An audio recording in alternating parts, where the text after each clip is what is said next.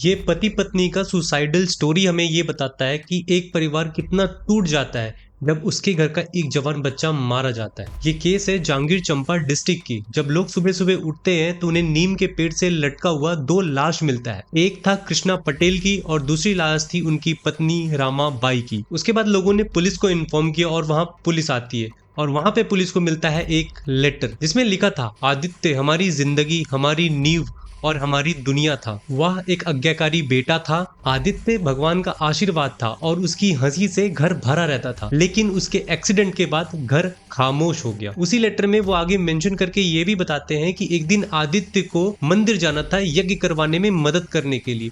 वो हिचकिचा रहा था पर उसके पिता उसे भेज देते हैं कि भगवान का काम है, इसे मना नहीं करना चाहिए बोलकर। और वो आगे ये भी मेंशन करते हैं कि वो उनकी सबसे बड़ी गलती थी, जिसके बाद उनका बेटा कभी वापस लौटकर आया ही नहीं। उसके जाने के बाद वो जिंदा तो थे पर अंदर से वो मर चुके थे। उसी लेटर में उन्होंने आगे ये भी मेंशन किया कि वो जो भी कर रहे हैं अपने होश और हवाश में कर रहे हैं, ना कि किसी के प्रेशर में आके ही कर रहे हैं। केस हमें बताता है कि कैसे एक पूरा परिवार बिखर जाता है जब उसके घर का एक जवान बच्चा मारा जाता है। ऐसे आए दिन कितने सारे केसेस हो रहे हैं और इवन ये केसेस बढ़ते जा रहे हैं। इवन रश ड्राइव और हिट एंड रन केसेस और भी ज्यादा बढ़ते जा रहे हैं। कभी कोई अमीर बाप का बेटा आके पोर्शे से मारकर चला जाता है, तो कभी कोई एमएलए की बेटी रास्ते में सो रहे लोगों को कुचल कर चली जाती है और इन सब लोगों का कुछ होता नहीं है। कुछ दिन बाद इन्हें बेल मिल जाता है। आप सोचो उस माँ पर क्या ही बीती होगी जिसका जवान बेटा एक अमीरजादे की मौज मस्ती में मारा गया। इतने सारे केसेस इसलिए हो रहे हैं क्योंकि इन्हें डर ही नहीं है हमारे जुडिशरी सिस्टम का। इन्होंने हमारे जुडिशरी सिस्टम को मजाक समझ रखा है।